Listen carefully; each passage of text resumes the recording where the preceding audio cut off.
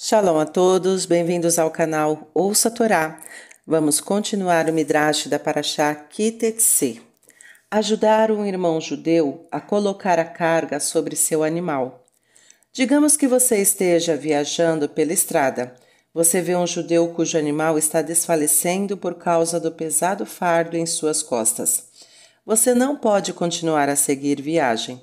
Você deve parar e ajudar o dono a descarregar a carga do animal. Também é uma mitzvah ajudar um judeu a colocar a carga sobre seu animal. O que acontece se o dono diz a você, por favor, coloque a carga sobre meu animal, mas ele mesmo não quer ajudar? Você tem que fazer isto? Não, você não tem que fazer todo o trabalho sozinho, mas se ele se recusar a descarregar, você tem que fazer isto sozinho. O motivo é que o animal está muito desconfortável e você deve evitar causar dor a um animal. Mas, neste caso, você pode exigir pagamento pelo seu trabalho. A Torá quer que nós ajudemos um irmão judeu que precisa de auxílio. Isto nos ensina a ajudar um amigo ou um irmão mais novo a carregar seus livros de escola. E, é claro, podemos ajudar nossa mãe a carregar as sacolas quando ela vai às compras. Um homem não pode usar roupas de mulher e vice-versa. Homens judeus não podem usar roupas ou joias normalmente usadas por mulheres, e uma mulher não pode vestir roupas de homem. Mandar a ave-mãe embora do ninho. Talvez você já tenha visto em seus passeios um ninho de passarinhos. É uma visão fascinante. A ave-mãe se senta sobre os ovos ou com seus filhotinhos. Se um judeu quiser pegar os ovos ou os filhotes, ele primeiro deve expulsar a ave-mãe. Se ela voltar, ele deve afugentá-la de novo. Ele não pode pegar os ovos ou os filhotes do ninho enquanto a ave-mãe estiver ali. A mitzvah se aplica somente à ave kasher e selvagens. Se você tiver patos ou galinhas em seu quintal, você tem permissão de pegar seus ovos. A Torá não nos fala porque devemos afugentar a ave-mãe. Uma explicação é que Hashem não quer que destruamos uma família inteira de pássaros de uma só vez. Da mesma forma, ele nos proíbe abater no mesmo dia uma mãe animal e seu filhote. Estas mitzvot nos ensinam a ser misericordiosos. Outra explicação é: a ave-mãe fica muito triste quando é separada de seu ninho. Ela grita de dor e a piedade de Hashem é despertada. Ele então é misericordioso com todo aquele que se lamente para ele. No entanto, não precisamos de explicação para uma mitzvah para que a cumpramos. Ao fazer uma mitzvah, devemos pensar: estamos cumprindo-a porque é o mandamento de Hashem. Qual a recompensa pela mitzvah de afugentar a ave-mãe? A Torá promete: isto será bom para você. Você viverá uma vida longa. Você sabe para qual outra mitzvah a Torá também promete vida longa? A mitzvah de honrar pai e mãe. Qual das duas mitzvot você acha mais difícil de ser cumprida? Honrar os pais ou afugentar a ave-mãe? É claro que é honrar os pais. É preciso muito mais tempo e esforço para cumprir bem essa mitzvah. Em comparação, afugentar uma ave-mãe é bem mais simples. Não precisa de dinheiro e leva apenas alguns instantes. Como a Torá pode prometer a mesma recompensa para uma mitzvah fácil e outra difícil? O seguinte machal nos ajudará a entender. O jardim do rei. Uma parábola. O rei tinha um belo jardim. Ele continha vários tipos de árvores, tal como laranjeiras, macieiras e pereiras. Também havia plantas raras e deliciosos vegetais. O rei empregou jardineiros para cuidar do jardim. Cada um deles era responsável por uma planta. Ao final de um mês, o rei mandou os trabalhadores fazerem uma fila para que ele lhes desse o pagamento. O rei perguntou ao primeiro jardineiro: de qual planta você cuidou? Do arbusto de pimenta, respondeu o trabalhador. Por isso você receberá uma moeda de ouro, dizia o rei satisfeito. O trabalhador pegou seu pagamento e foi embora. De qual planta você cuidou? Perguntou o rei ao trabalhador seguinte. do arbusto com belas flores brancas, respondeu o trabalhador. Por isso, você receberá meia moeda de ouro, disse o rei. Quando o terceiro jardineiro foi questionado, ele disse que cuidara da oliveira. A oliveira é extremamente valiosa para mim, disse o rei. Você receberá 200 moedas. Desta forma, o rei pagou a todos seus funcionários. Alguns receberam uma alta soma, outros uma quantia menor. Não demorou para os jardineiros começarem a discutir e brigar entre si.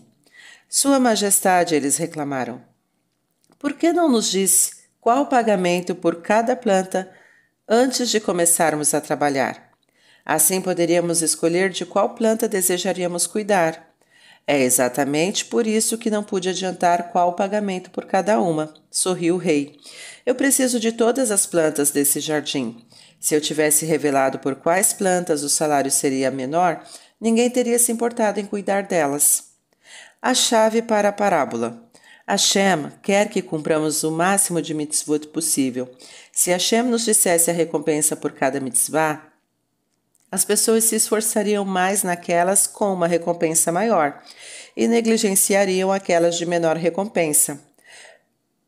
Para nos mostrar que não devemos tentar calcular qual mitzvah é mais valiosa, Hashem nos deixou saber que honrar os pais e afugentar a ave-mãe, ambas têm a mesma recompensa. Daí, nós aprendemos que não tem como sabermos a recompensa de cada mitzvah. Isso nos ajuda de duas maneiras. Primeiro, cumpriremos todas as mitzvot da mesma maneira. E segundo, cumpriremos as mitzvot Leshem Shamayim, para agradar a Hashem, e não porque buscamos recompensas.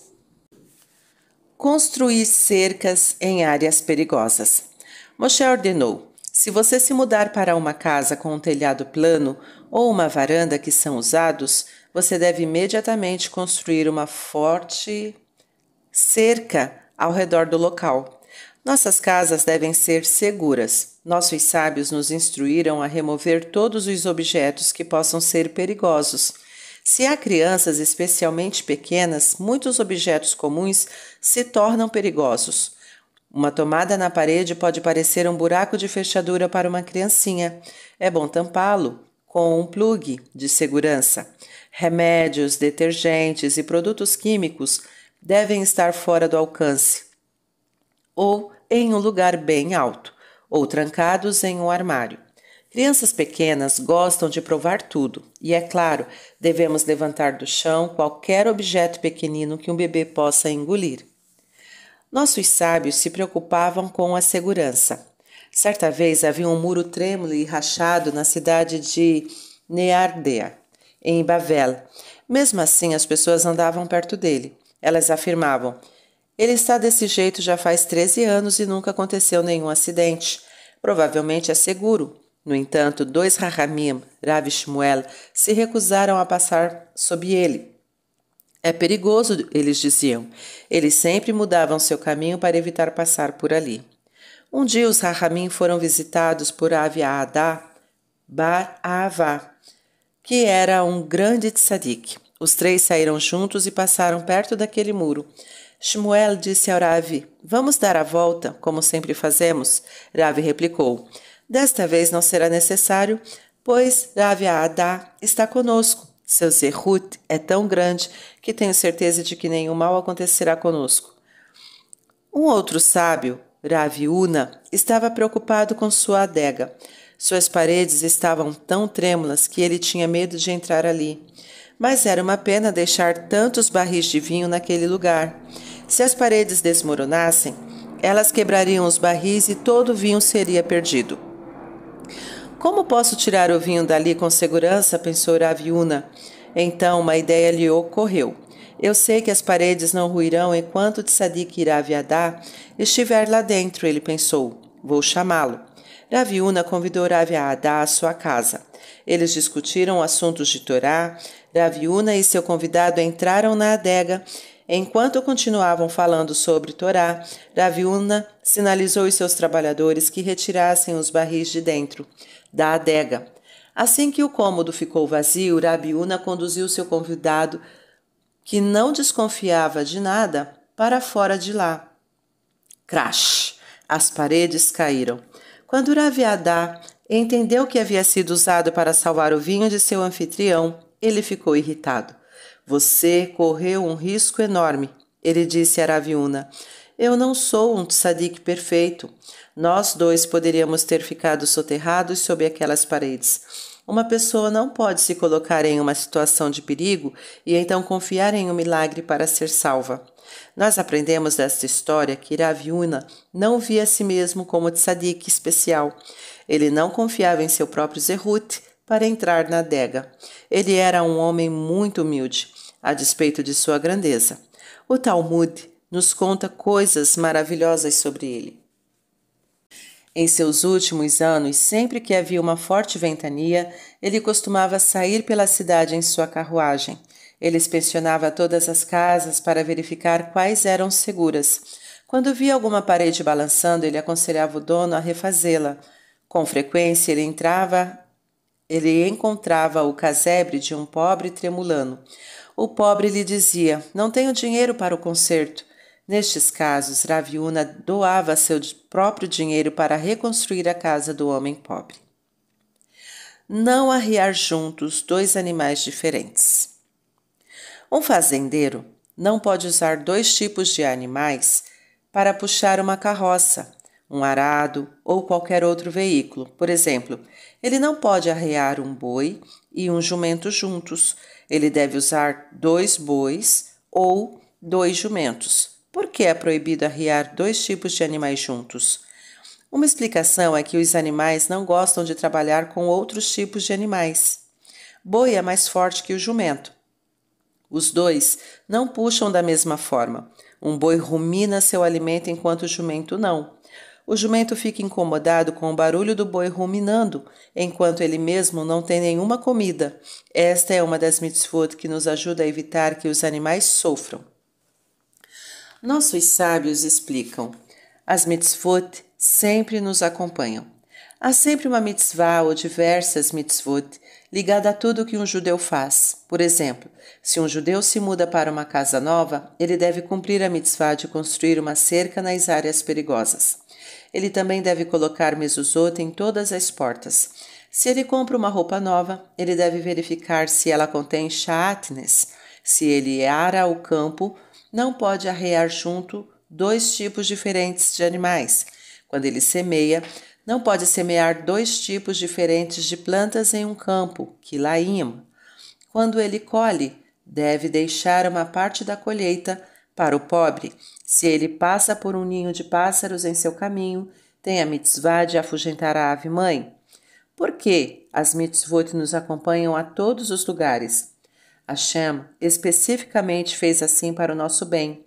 Dessa forma, Hashem despeja suas bênçãos sobre nós e nos dá a chance de ganhar uma porção no Olam Abá. Nossos sábios explicam: uma haverá causa a outra, e uma mitzvah leva a outra. Como as mitzvot desta paraxá estão conectadas umas às outras, a paraxá começa com o assunto da Yefat Toar. Se um judeu se casa com uma Yefat Toar, ele terá 2 esposas. Elas brigarão e o homem logo odiará uma delas. A Yefat Toar provavelmente dará à luz um Ben Shureh Umoreh. A paraxá começa com uma lista de averot para mostrar que uma verá leva a outra. Da mesma forma, uma mitzvah leva a outra mitzvot. Se alguém cumpre a mitzvah de afugentar a ave mãe do seu ninho, Hashem o recompensará com uma casa. A pessoa então terá a chance de cumprir a mitzvah de construir uma cerca. Como resultado, Hashem lhe dará campos onde ela poderá cumprir a mitzvah de quilaim, não semear 2 tipos de plantas juntos. Hashem lhe dará animais com os quais ela cumprirá a mitzvah de não arriar juntos 2 tipos diferentes de animais. Como recompensa, Hashem lhe dará roupas. Ela então poderá cumprir a mitzvah do tzitzit e assim a lista prossegue. Casamentos proibidos. Moshe continuou com as leis sobre a vida familiar judaica. Normalmente é permitido se casar com homens ou mulheres não-judeus que se converteram ao judaísmo, Leshem Shammai, e cumprem as mitzvot. No entanto, há exceções. Casamentos entre judeus e não judeus. Da nação de Amon, homem convertido, proibido. Guiorete, mulher convertida, é permitido.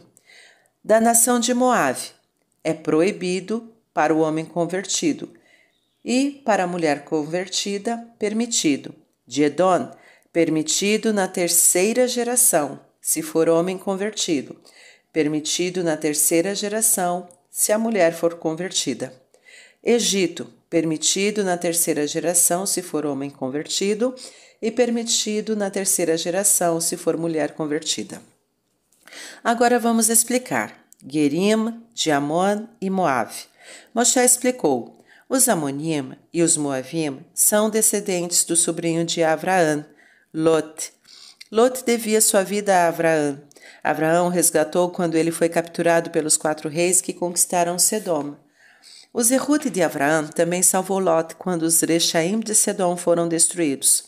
Amon e Moabe deveriam ser bons e prestativos com Bnei Israel, já que eles deviam sua própria existência a Abraão. Mas, ao invés disso, eles foram perversos. Quando Bnei Israel se aproximaram de Amon e Moabe, seu povo não ofereceu a Bnei Israel nem pão, nem água. Eles não sabiam que Bnei Israel tinha o Man e a fonte. Eles achavam que os judeus estavam cansados e famintos, mas se recusaram a lhes oferecer hospitalidade. Moabe até contratou o mágico Bilam para amaldiçoar Bnei Israel. Como eles não têm um bom caráter, Hashem não quer que os judeus se casem com eles. Mas por que suas mulheres convertidas têm permissão de casar com homens judeus? As mulheres amonitas e moabitas não são culpadas por não terem oferecido hospitalidade. Seria imodesto para uma mulher sair e receber estranhos com comida. Esta era uma obrigação dos homens, não das mulheres. Outra razão por que Hashem proibiu o casamento com Amonim e Moavim é que, em Shittim, eles enviaram suas filhas para fazer Bnei Israel pecar. Isto é uma verá pior do que atacar alguém fisicamente. Sobre os Gerim Edomitas, homens ou mulheres convertidos de Edom podem se casar com outros Gerim de sua própria nação ou de outra nação, mas não com um judeu de nascença. Seus filhos também só podem se casar com Gerim, mas seus netos, homens ou mulheres, podem se casar com pessoas que já nasceram judias. Por quê? Os Edomitas são descendentes de Esav. Eles são parentes próximos de Bnei Israel. Eles têm o mérito de descenderem dos filhos sagrados de Abraão. Hashem, portanto, reconsiderou o fato de eles terem feito mal a Bnei Israel. Quando Bnei Israel se aproximou de Edom, os edomitas mobilizaram seu exército. Eles agiram de forma hostil, porque foram ensinados por seus antepassados que Yaakov roubara a primogenitura de Esav, o edomita ofendido. Rabi Elazar ben Shamuá foi um dos alunos de Rabi Akiva. Certo dia, ele estava andando pela praia quando avistou um navio se debatendo em uma tempestade. O navio virou e afundou. Somente um homem conseguiu se salvar. Ele se agarrou a uma tábua e flutuou até a margem. O homem estava completamente despido. Como ele estava envergonhado, se escondeu atrás de uma rocha na praia. Era antes de Yom Tov. Um grande número de judeus estava andando pela praia, a caminho do Beit HaMikdash em Jerusalém.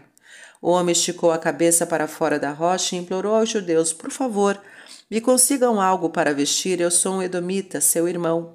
Os judeus riram dele e responderam: que sua nação inteira fique assim como você. O edomita notou Rabi Elazar: por favor, senhor, você parece um respeitável rabino. Com certeza trata as pessoas com decência. Dê-me alguma roupa para vestir, pois o mar levou tudo o que eu tinha. Rabi Elazar estava usando 7 mantos. Ele tirou de cima e o entregou ao homem. Ele também disse ao edomita que o seguisse até sua casa. Lá, ele lhe deu comida e bebida. Rabi Elazar também deu ao homem 200 dinares e ordenou seus serviçais que o acompanhassem até em casa. O homem voltou para casa montado no jumento de Rabi Elazar. O edomita era de fato um importante nobre. Anos mais tarde, ele se tornou o novo imperador. Ele se lembrou de quão mal os judeus o trataram e decretou que os homens judeus daquela região fossem mortos, enquanto as mulheres judias deveriam ser tomadas à força pelos não-judeus. Os judeus entraram em pânico. Uma delegação se aproximou de Rabi Elazar ben Shamua. Por favor, vá até o imperador e lhe implore para que anule o decreto. Vocês sabem, respondeu Rabi, que o governo não faz nada sem dinheiro. Os judeus lhe deram 4.000 dinares. Rabi Elazar viajou até a capital e disse aos guardas: digam ao imperador que um velho judeu veio lhe saudar. Ele teve permissão de entrar. O imperador reconheceu Rabi Elazar, seu benfeitor. Ele se curvou diante do Rabi. Por que veio até aqui? Perguntou o rei. Vim implorar que anule seu decreto contra os judeus. Rabi Elazar respondeu: mas está escrito em sua Torá: você não desprezará um edomita. Ele é seu irmão, replicou o imperador. Eu sou um edomita e os judeus me trataram muito mal. Eles merecem morrer. Isto pode até ser verdade, Rabi Elazar. Mas, por favor, perdoe-os, por mim. O governo não age sem dinheiro, mencionou o imperador. Eu tenho 4.000 dinares para você, respondeu Rabi Elazar. Estes 4.000 dinares, proclamou o imperador, serão meu presente para você. Tenho um débito de 200 dinares com você. Você também pode pegar 70 mantos de meu tesouro pelo manto que me emprestou. E porque você me ofereceu comida e bebida, eu pouparei os judeus pelo seu mérito. Volte para casa em paz. Rabi Elazar voltou rapidamente com a boa notícia.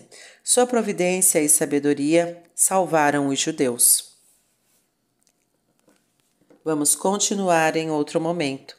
Tá gostando do conteúdo do canal? Então curta, comenta, compartilha.